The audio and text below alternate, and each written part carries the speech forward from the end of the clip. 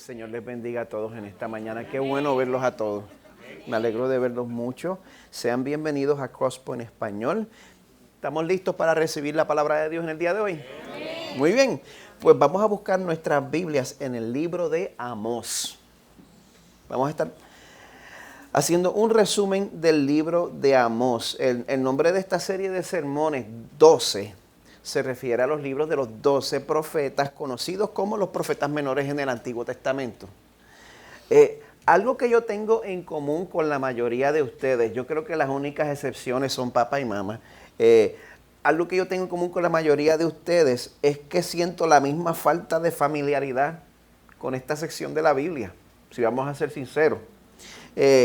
Los profetas del Antiguo Testamento pues fueron enviados a Israel durante un tiempo de crisis en su historia. Era un tiempo en que la gloria de Israel ya había pasado.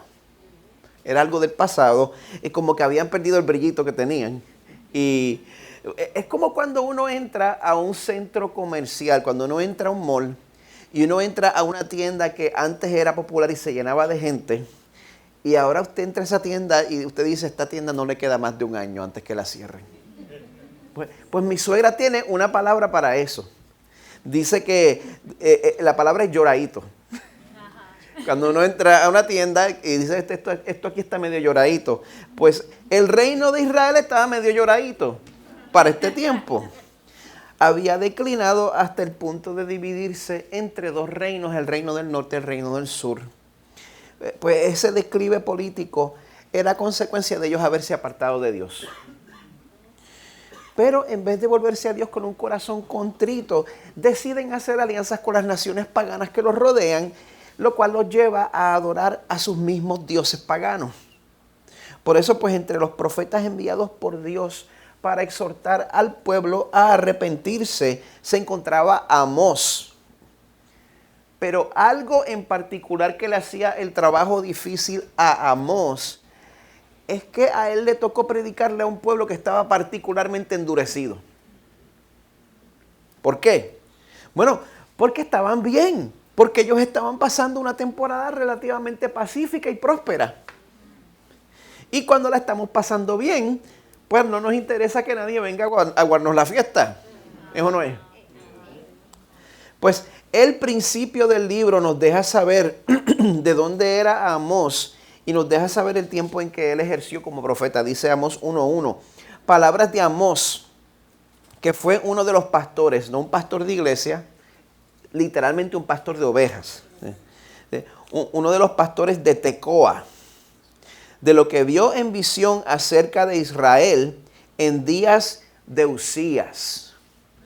O sea que si él profetizó durante los días de Usías, que otro profeta era contemporáneo de él, ¿quién sabe? Isaías, muy bien. La gente está molada. Bueno, en días de Usías, rey de Judá, o sea que Usías era el rey del reino del sur, y en días de Jeroboam, hijo de Joás, este es Jeroboam II, rey de Israel, 2 años antes del terremoto. Pues eso pone el año promedio del ministerio de Amós aproximadamente en el 750 antes de Cristo. O sea que es temprano en la época de los profetas. Pues la ciudad de Amós, la ciudad de Tecoa, es una ciudad que queda cerca de la frontera entre el sur y el norte, entre los dos reinos. Si ustedes se fijan en el mapa que tengo en pantalla, Tecoa es la ciudad que tenemos en amarillo, que está justo casi en la frontera entre los reinos de Israel y Judá. Esos son los reinos que están en letras azules. Todas las otras naciones que ven alrededor son las naciones a quien Dios se dirige para pronunciar juicio sobre ellas en el libro de Amós.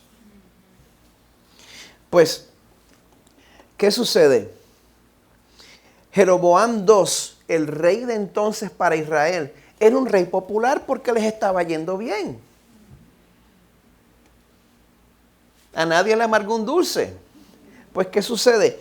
El imperio de Asiria, que era el que más los estaba amenazando para entonces, estaba pasando un periodo de debilidad.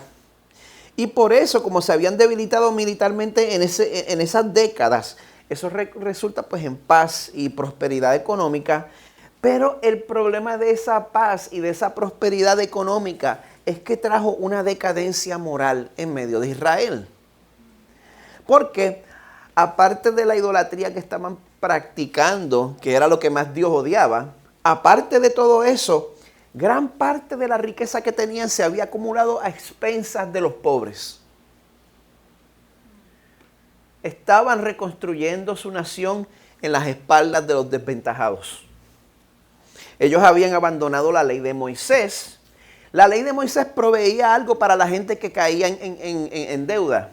Si tú entrabas en una deuda, cada 7 años ocurría lo que se llamaba el año del jubileo. Y en el año de jubileo todas las deudas eran borradas. Esa ley de Moisés no era tan mala, ¿verdad? Todos nosotros hacemos...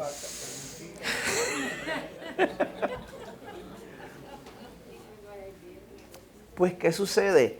El reino de Israel muy convenientemente olvida esa parte, esa cláusula de perdonar deudas de la ley de Moisés. Y en vez de eso ponían a los deudores en una esclavitud indefinida. Si usted caía en deuda, no podía pagar su deuda. La ley permitía que usted fuera puesto en esclavitud hasta pagar su deuda. Pero por supuesto estaba la cláusula, la salvaguarda del año de jubileo. Pero no le estaban haciendo ningún caso. Y ponían a los deudores en una esclavitud indefinida y encima de eso les negaban una representación legal apropiada. Pues esa esclavitud, como el corazón que esclaviza es un corazón que no le importa la ley del Señor, las cosas no se quedan así. Esa esclavitud se degeneró al punto de convertirse en trata humana y tráfico sexual. Amós 2, verso 6 dice, el Señor los acusa, le dicen, ustedes venden al justo por dinero y al necesitado por un par de sandalias. Pisotean en el polvo de la tierra la cabeza de los desvalidos. También tuercen el camino de los humildes. Un hombre y su padre se llegan a la misma joven, profanando mi santo nombre. Pues, la ironía de todo es que esta misma gente que estaba haciendo estas barbaridades, que esclavizaban y trataban a la gente como propiedad, los trataban como ganado, los trataban como cucarachas, pues con esa misma cara llegaban al templo para adorar con mucha devoción y para hacer un show religioso. Con la misma cara fresca. Porque y ellos hacían esto con toda la seguridad de su corazón porque tanto la aristocracia como los líderes religiosos creían que la prosperidad que estaban atravesando era una señal del favor de Dios. Era una señal de que Dios estaba de parte de ellos. Y por esa razón pues no les importaba el sufrimiento de ese pueblo que estaban oprimiendo. Pero bueno, de igual manera que ellos no se daban cuenta del sufrimiento del pueblo, tampoco se estaban dando cuenta de que el juicio de Dios se aproximaba. Y que iba a caer sobre ellos mucho antes de lo que se imaginaban. El domingo pasado hablamos del concepto del día del Señor. No sé si lo recuerdan. Bueno, por la manera en que Israel se había engañado a sí mismo, en medio de todo este endurecimiento espiritual, pues la clase alta de Israel veían el día del Señor como un día en el cual Dios iba a derrotar a todos los enemigos e iba a restablecer el reino glorioso de Israel. Y por eso, en medio de su pecado y de la manera horrible que estaban tratando a los demás, ellos estaban esperando el día del Señor. Pero no se imaginaban la sorpresa que les esperaba. No tenían idea. Es como cuando uno es chiquito y uno ve que los hermanos de uno se meten en problemas y llega el papá o llega la mamá a establecer disciplina. Y entonces, como yo no tengo nada que ver con la situación, pues yo miro a mis hermanos o a mis hermanas y me río de ellas. Te dieron, te sonaron. Pero no contaba con que cuando el padre o madre había terminado con ellos, yo también iba a llevar. Esto es completamente, ¿cómo es? Teórico. No tiene nada que ver con la realidad. Pregúntenle a mamá y a papá, eso nunca pasó. Pero una de las tragedias más grandes es cuando estás convencido de que nos vas a llevar y a lo último llevas sabroso. Duermes profundo, calientito. Ese fue el caso con Israel. La Biblia de estudio ESV lo pone de esta manera. Dice, como suele ser cierto a lo largo de la historia, los israelitas tomaron esta riqueza y prosperidad como signos inequívocos de la bendición de Dios. Por lo tanto, fueron reforzados en su creencia de que pronto vendría el día del Señor, en el cual Dios sometería a sus enemigos bajo sus pies y los convertiría a Israel en los gobernantes del mundo. Pero de hecho, su riqueza y poder presentes no eran evidencia de la bendición de Dios. Como demostró Amós de manera concluyente, en realidad estaban bajo la maldición de Dios debido a sus flagrantes violaciones de su pacto con Él. Cuando Kevin les dijo que este libro es pesado, él no estaba bromeando. Pero yo leo esto y pues parece que después de todo, Dios toma nota de la manera en que nosotros tratamos a los demás. Dios está pendiente a eso. Sean o no cristianos, sea quien sea. Dios toma nota de cómo nosotros tratamos a los demás. Parece que a Dios sí le importa la manera en que tratamos a otros seres humanos, porque los otros seres humanos son portadores de la imagen del Señor. Y Amós nos enseña que si nuestros corazones se entumecen de esta manera, se entumecen al punto de que no nos importa abusar de los desventajados, por más religioso que te cantes, nadie te va a librar de la disciplina que vas a recibir de parte del juez, a quien no se le escapa nada.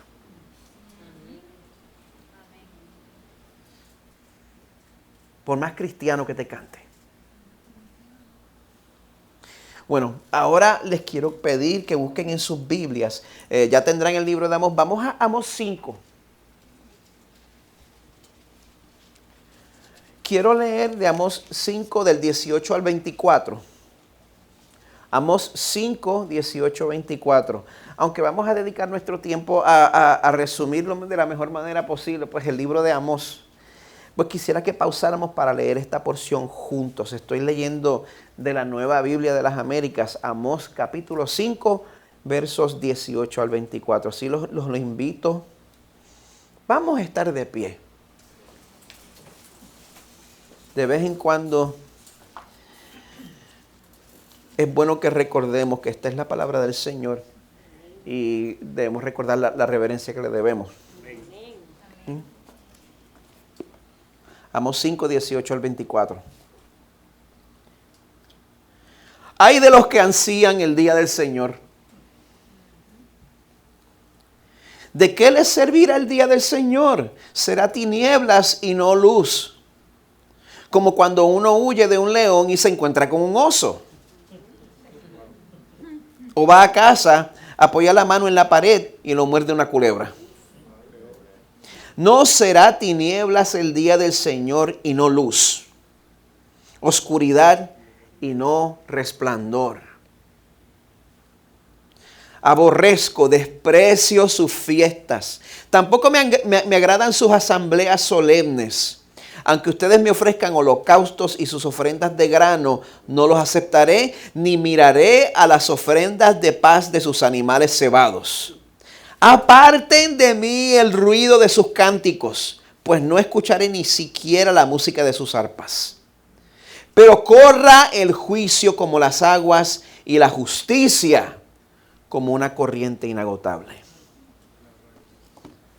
Palabra de nuestro Señor.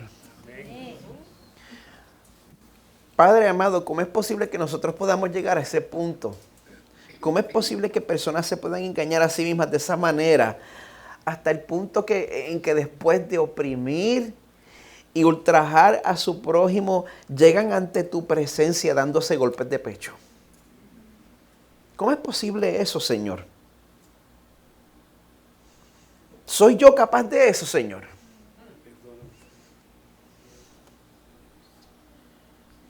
Espíritu Santo, ayúdanos. Sí, Señor. Abre nuestros ojos en esta mañana para que nosotros consideremos cómo la codicia nos corrompe y cómo la prosperidad nos embriaga. Te pedimos, Señor, como David, examíname, oh Dios, y conoce mi corazón, pruébame y conoce mis pensamientos, y ve si hay en mí camino de perversidad, y guíame en el camino eterno, en el nombre de Jesús. Amén. Pueden sentarse. Este libro fue escrito hace casi 3000 años y es increíblemente relevante para nosotros porque, por ejemplo, si usted está pendiente a los canales latinos, en cualquier momento del día, en un programa de chismes de farándula, pues después de exaltar la inmoralidad, entonces pausan para pedir oración por X o Y razón. Qué bueno que eso no pase en la iglesia, ¿verdad? ¿Por qué se ríen?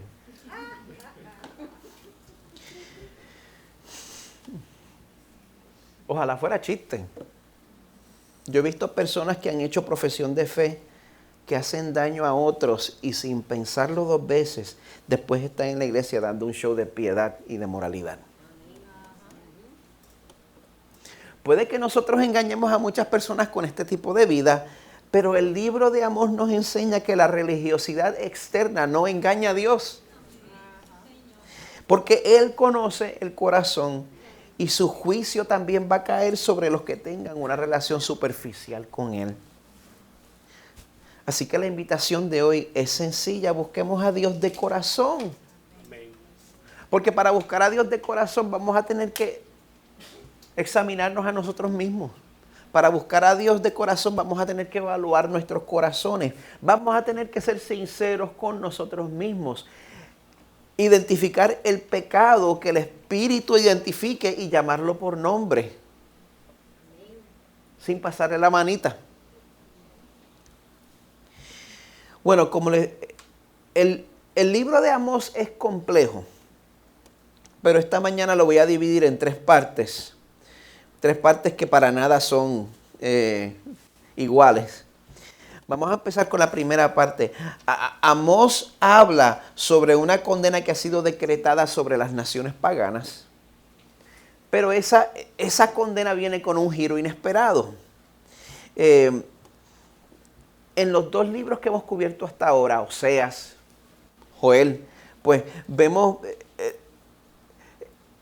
un patrón en el cual pues, se profetiza un juicio, una condena, pero ese juicio siempre es balanceado con una oferta de misericordia para el que es penitente, para el que se arrepiente.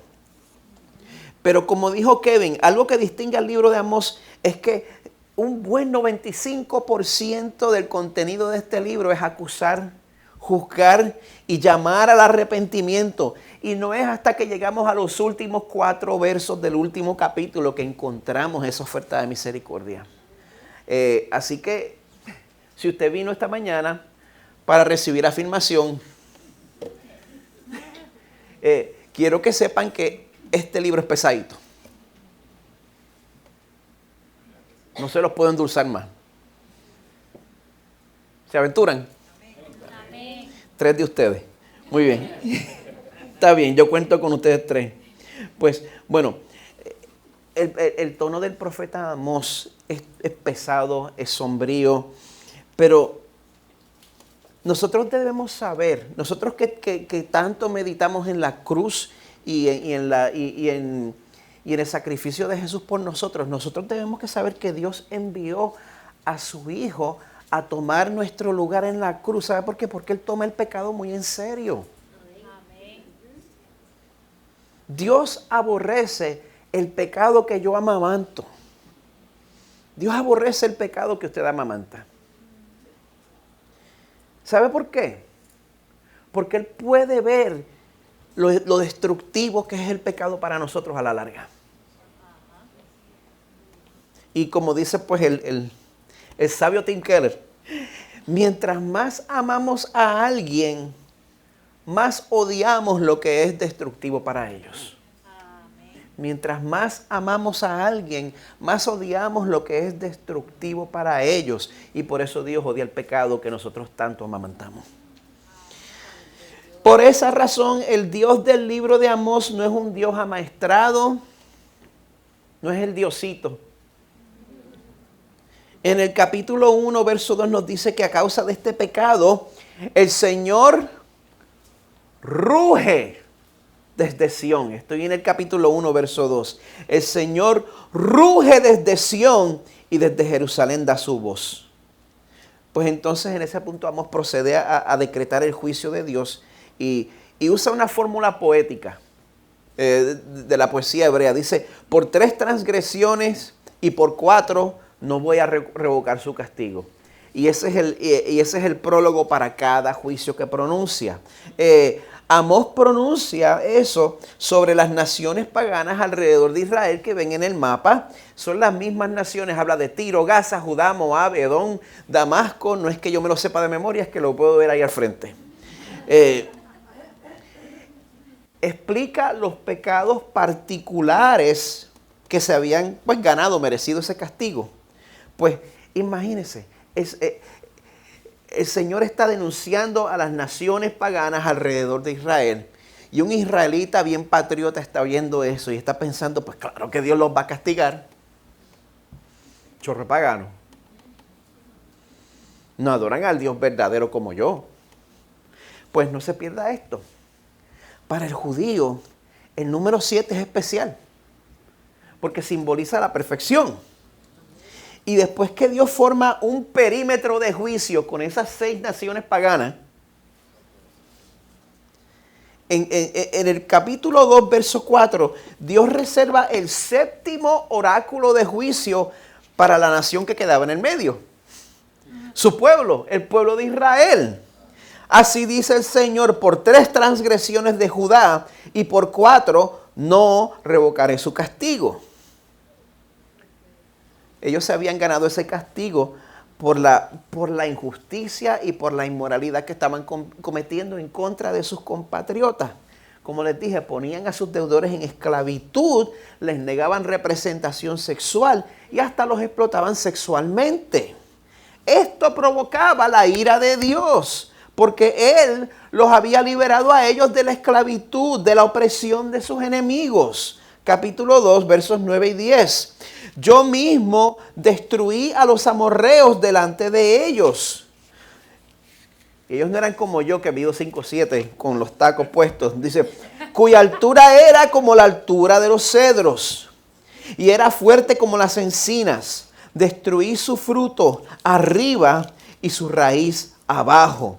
Y a ustedes yo los hice subir de la tierra de Egipto y los conduje por el desierto 40 años para que tomaran posesión de la tierra del amorreo. Pero una vez llegaron a la tierra del amorreo, terminaron adoptando las prácticas de los amorreos. Y por eso rechazaron a los profetas que Dios les envió.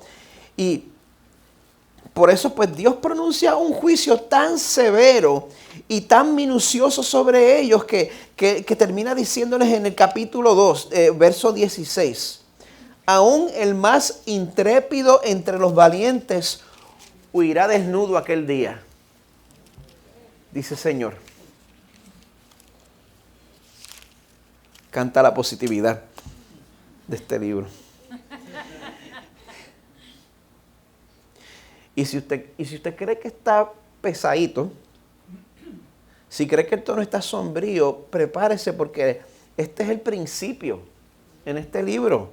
La profecía no termina ahí. De hecho, la profecía pasa de ser de una condena decretada a una condena detallada hasta casi el final. Este es el contenido de la mayoría del libro. Como les dije, lo que agravaba la culpa de Israel más que nada era el hecho de que ellos habiendo experimentado opresión y esclavitud en su historia, pues ahora se habían convertido en opresores. Capítulo 3, versos 1 al 2. Oigan esta palabra que el Señor ha hablado contra ustedes, israelitas, contra toda la familia que Él sacó de la tierra de Egipto.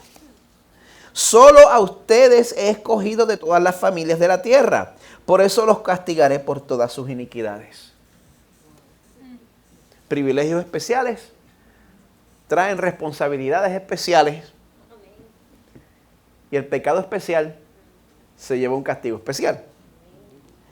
Y Amós, usted va a ver luego que Amós no era profeta de profesión. El Señor lo agarró por el cuello y puso en su corazón un deseo irresistible de profetizar, una necesidad de predicar. Y él se sentía atado de corazón con esa obligación de decir a sus compatriotas, cuando mejores estaban las cosas, cuando ellos estaban en las papas, en tiempos de prosperidad, en tiempos de estabilidad, capítulo 3, verso 11, así dice el Señor Dios, un enemigo rodeando la tierra echará abajo tu poder y serán saqueados tus palacios. ¿A quién le interesa oír eso cuando las cosas están bien? De ahí pues procede a detallar cómo Dios iba a destruir toda la opulencia que ellos disfrutaban en ese momento. Y entonces en el capítulo 4, Amós es sarcástico con las esposas de los que estaban en la clase dominante de Samaria y les dice en el verso 1, oigan esta palabra, vacas de Basán.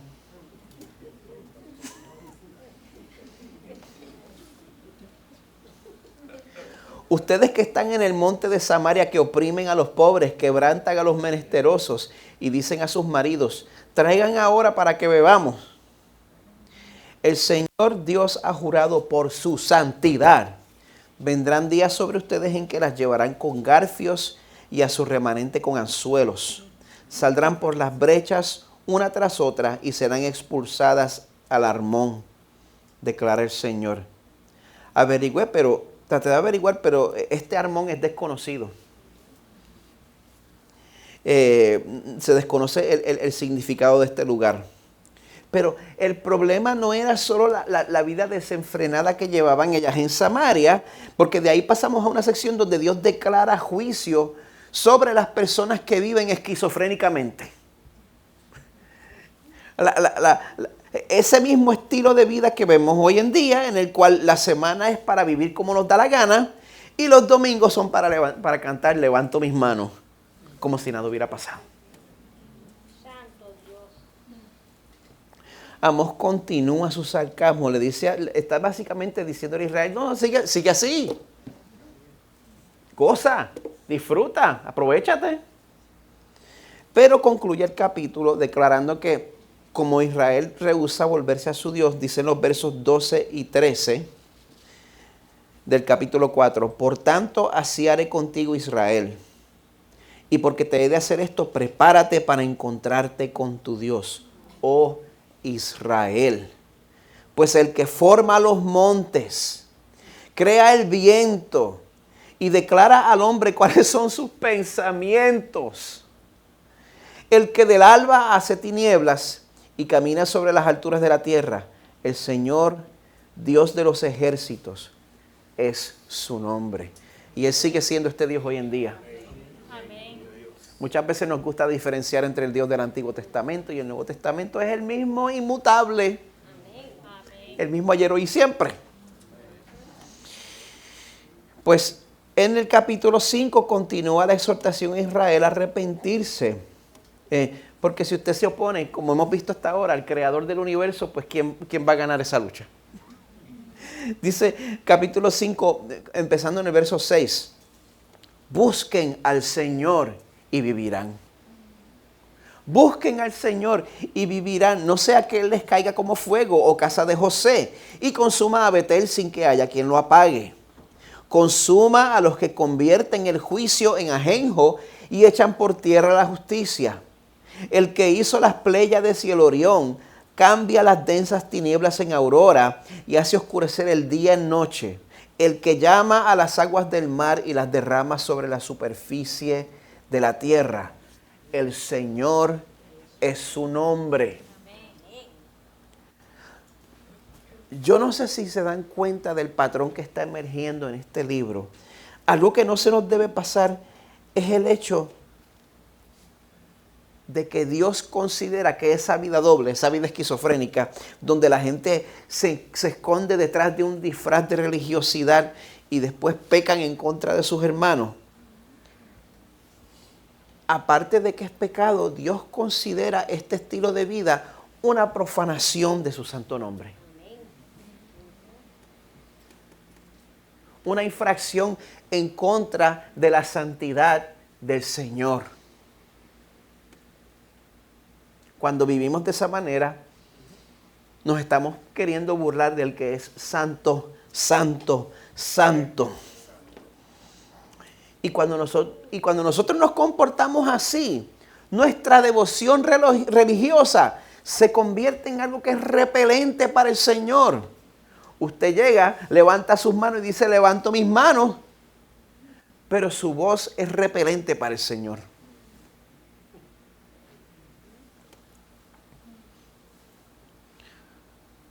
Una vez voy a leer en el capítulo 5, parte de lo que leímos. Aborrezco, desprecio sus fiestas, tampoco me agradan sus asambleas solemnes. Aunque ustedes me ofrezcan holocaustos y sus ofrendas de grano, no los aceptaré ni miraré a las ofrendas de paz de sus animales cebados. Aparten de mí el ruido de sus cánticos, pues no escucharé ni siquiera la música de sus arpas. ¿Saben qué Él quiere? Corra el juicio como las aguas y la justicia como una corriente inagotable. Porque algo que nosotros hemos hecho en la iglesia mucho es que tenemos querendones. Y no permitimos que esos querendones enfrenten las consecuencias de sus acciones. Si es un miembro de la iglesia, tírenle toda la disciplina encima y que se siente en la esquina con el gorrito de burro. Pero a este varón de Dios, ustedes no entienden. Ustedes no comprenden. Dios dice que nosotros debemos dejar la justicia correr como el agua. Dejar que todo caiga donde va a caer.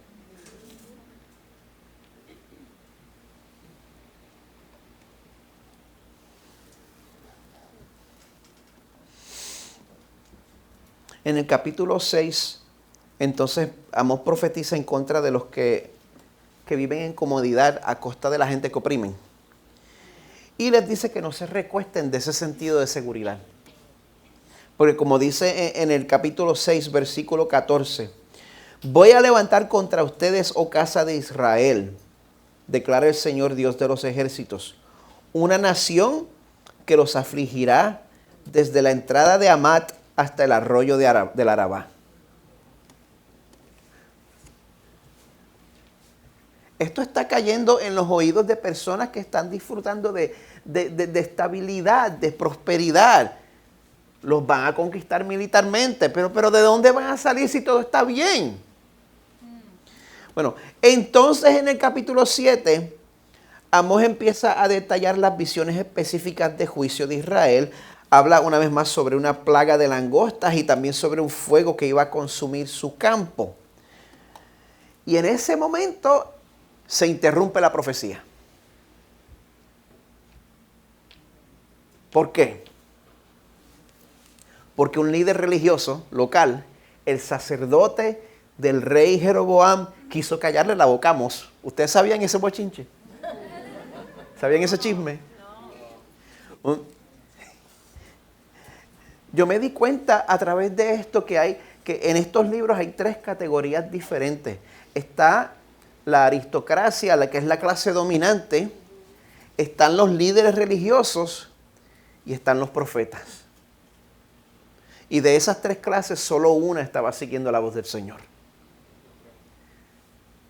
ni los reyes, ni las autoridades religiosas. Eran los profetas. Dice en el capítulo 7, verso 10. Entonces Amasías, sacerdote de Betel, envió palabra a Jeroboam, rey de Israel. Choteando a Amós con el rey. Amós conspira contra ti en medio de la casa de Israel. La tierra ya no puede soportar todas sus palabras. Imagínense si nosotros aquí con 20, 30 minutos de esto ya estamos ok, bueno, ya está, bueno, sabemos que a Dios no le gusta el pecado, vamos a alegrarnos ahora. En Sion suene la trompeta, diga el fuerte débil soy. ¿Sí? Pues imagínense aguantar a Amós en persona. Insistentemente. Dice, la tierra ya no puede soportar todas sus palabras, porque así dice Amós, Jeroboam morirá a espada y ciertamente Israel saldrá en cautiverio de su tierra. Entonces Amasías dijo a Amós, vete, vidente, huye a la tierra de Judá, vuelve de donde saliste. Huye a la tierra de Judá, come allí pan y allí profetiza. Pero aquí en Betel no vuelvas a profetizar más porque es santuario del rey y residencia real. O sea, que primero que nada tú no eres de este reino. Pasa la raya a donde perteneces. Y entonces la respuesta de Amós a Amasías es interesante. Entonces Amós le respondió a Amasías, yo no soy profeta ni hijo de profeta, soy boyero y cultivador de higueras, agricultor. Yo no quería meterme en esto, yo no estoy buscando este asunto, pero Dios me agarró por el cuello y ha puesto en mi corazón la necesidad de proclamar esta profecía. Dice, no soy profeta ni hijo de profeta, sino que soy boyero y cultivador de higueras, pero el Señor me tomó cuando pastoreaba el rebaño y me dijo, ve, profetiza a mi pueblo Israel. Así que aguántate. Ahora pues, escucha la palabra del Señor. Tú dices, ay Señor, no profetices contra Israel ni hables contra la casa de Isaac. Por tanto, así dice el Señor, tu mujer se prostituirá en la ciudad, tus hijos y tus hijas caerán espada, tu tierra será repartida a cordel y tú morirás en una tierra inmunda.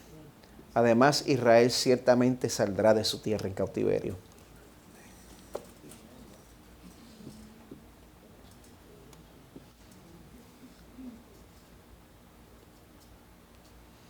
Yo sé que esto es pesado, pero yo tengo que dejar que el libro comunique lo que quiere comunicar. Amén. Y yo no puedo rescatarlos de esto si el libro no me dice que lo haga.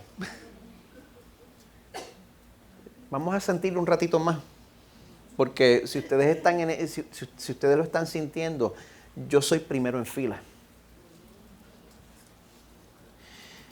En el capítulo 8, entonces Dios compara a Israel con una canasta de fruta en el calor del verano.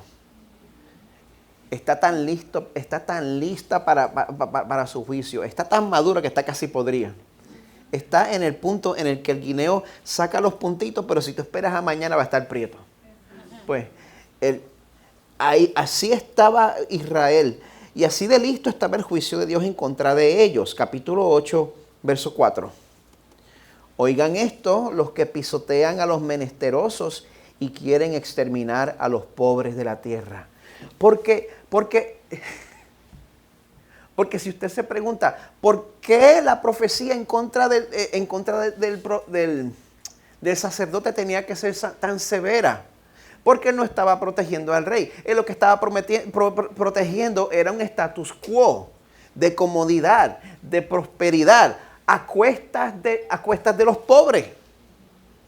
¿A cuestas o a costa? A costa de los pobres. Y eso es lo que sucede. Muchas veces uno encuentra esa oposición cuando la gente lo que está es protegiendo un sistema. Cuando la gente lo que está es protegiendo el privilegio de unos pocos.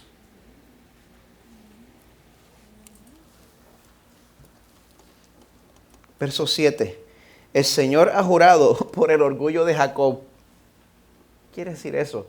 Uno siempre jura por algo que nunca va a terminar, por algo que es inconmovible. Y esto es sarcasmo en la Biblia. El Señor ha jurado por el orgullo de Jacob: ciertamente nunca me olvidaré de ninguna de sus obras. Brincando al verso 9. Sucederá que en aquel día, declara el Señor Dios, yo haré que el sol se ponga al mediodía y que la tierra en pleno día se oscurezca. Entonces cambiaré sus fiestas en llanto y todos sus cantos en lamento. Pondré cilicio sobre todo lomo y calvicie sobre toda cabeza. Haré que sea como duelo por hijo único y su fin como día de amargura. Vienen días, declara el Señor Dios, en que enviaré hambre sobre la tierra, no hambre de pan ni sed de agua, sino de oír las palabras del Señor. Que el peor castigo de todo, silencio desde arriba.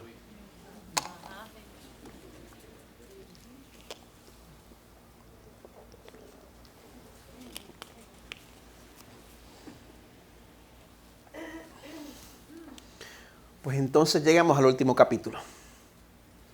En el capítulo 9, Dios le está diciendo al pueblo esencialmente: no asuman que yo estoy de parte de ustedes, no asuman el favor mío, porque son de Israel.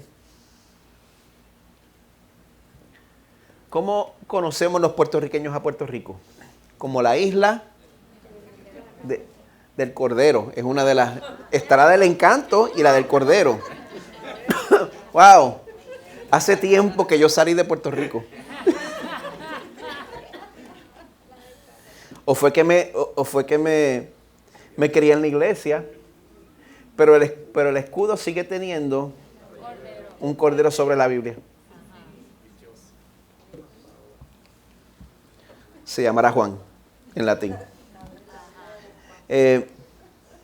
Pues muchas veces nosotros asumimos el favor de Dios por nuestro origen étnico. El Señor ha bendecido mi país.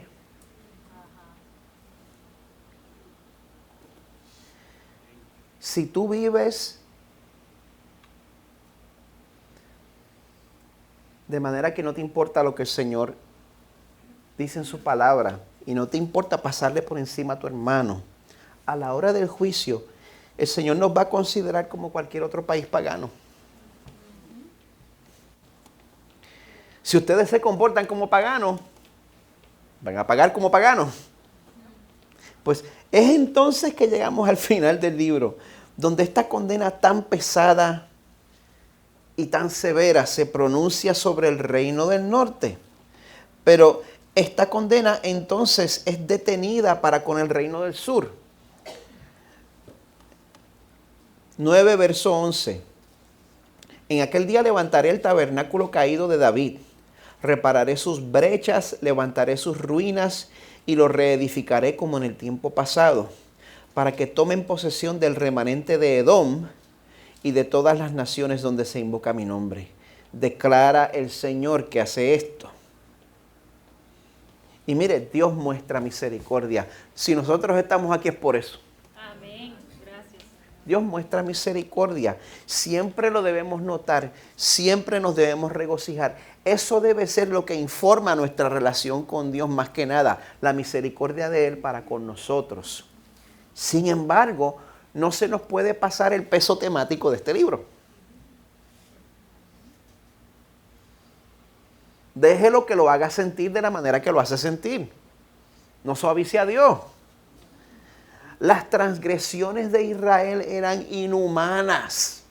Eran idénticas a las otras naciones paganas sobre las cuales ellos se sentían tan superiores. No importa tu identidad. Si te portas como pagano, eres pagano. No importa el uniforme que tengas puesto. En Israel se había desarrollado una cultura de corrupción. No había consideración por la santidad de la vida humana. Y encima de todo, ellos se regocijaban por su religión.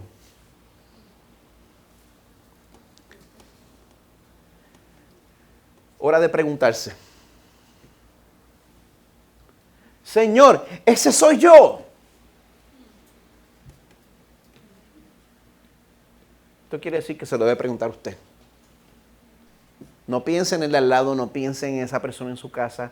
Esto le cae a usted. Señor, ese soy yo.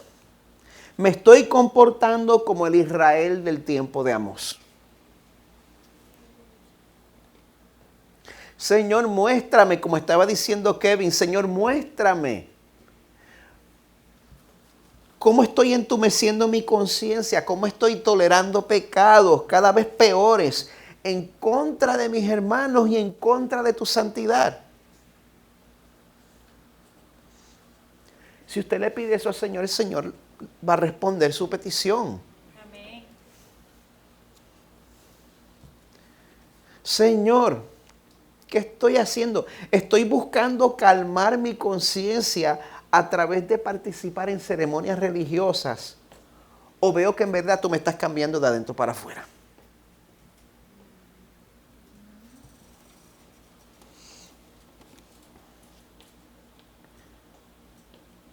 Los autores de uno de los comentarios que yo estoy utilizando, que se llama El mensaje de los 12, ellos nos hacen una pregunta similar.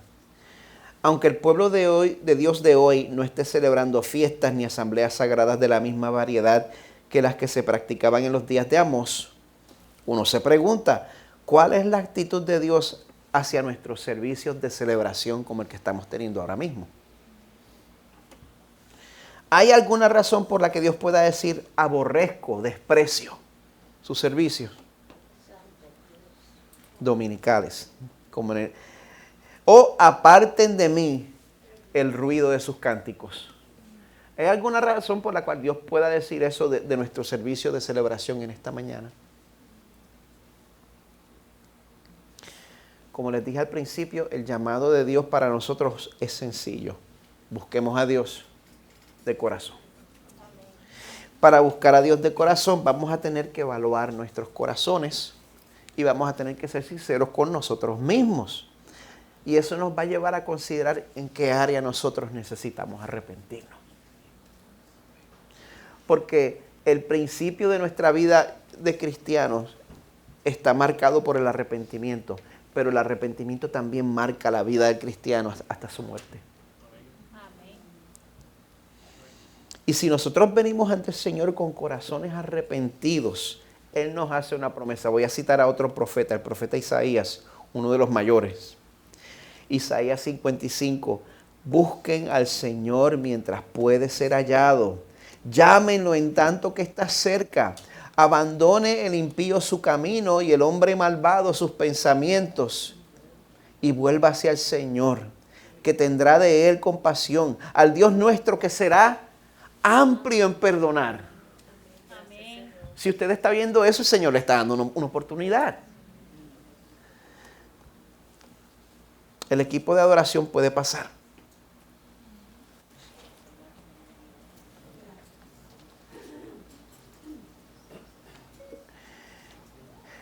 Esta palabra fue severa.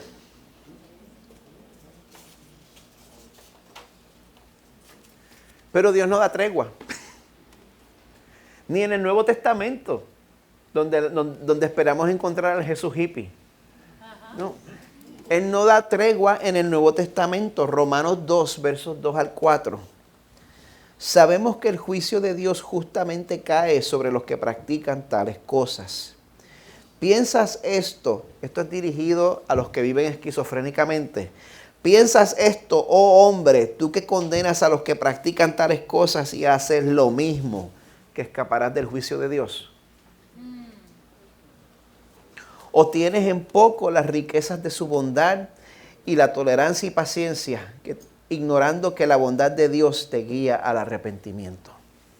Dios es bueno, pero esa bondad nos debe guiar a arrepentirnos. Y es difícil uno darse cuenta de la diferencia. Porque cuando nosotros nos arrepentimos y nos volvemos al Señor, pues técnicamente estamos participando en una ceremonia religiosa. Así que, ¿cuándo es efectivo y cuándo es hipócrita? ¿Cuándo le agrada el Señor y cuándo le hiede?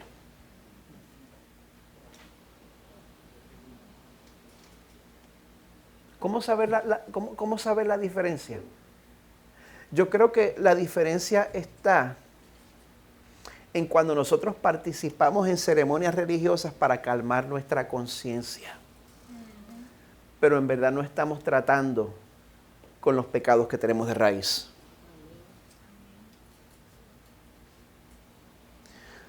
Cuando verdaderamente estamos recibiendo la misericordia del Señor, estamos siendo perdonados absolutamente, sin tener que añadir nada. Pero conocemos nuestro pecado, no lo escondemos y buscamos apartarnos de él.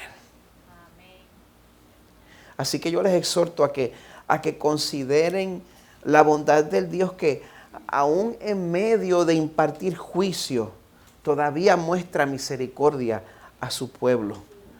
Porque no debemos confiar en nuestra propia religiosidad, nosotros debemos confiar en el regalo de salvación que hay para los que creen en el sacrificio de Jesús, para los que aceptan el sacrificio de Jesús. Así que vamos a conmemorar ese sacrificio celebrando el sacramento de la comunión. Amén. Como de costumbre, el equipo les va a dirigir en adoración. Durante ese tiempo pueden pasar al frente, pueden servirse los elementos, dejar su ofrenda mientras obtienen los elementos. Recordemos que el sacramento es exclusivamente para los que han creído en el sacrificio de Jesús. Pregúntese si usted cae en esta categoría. Si usted tiene alguna duda sobre si cae en esta categoría, mejor no participe. Porque el Señor quiere que nosotros participemos de este sacramento dignamente. Y la persona que participa dignamente es la persona que sabe que necesita el perdón del Señor, que reconoce que necesita que el Señor le perdone y se refugia exclusivamente en Jesús, la roca eterna. Así que podemos dirigir al pueblo en adoración. Si usted juzga que puede participar, recoja los elementos, regrese a su asiento y entonces todos vamos a participar juntos. Así que los invito a que adoremos a nuestro Dios Santo. Estemos de pie.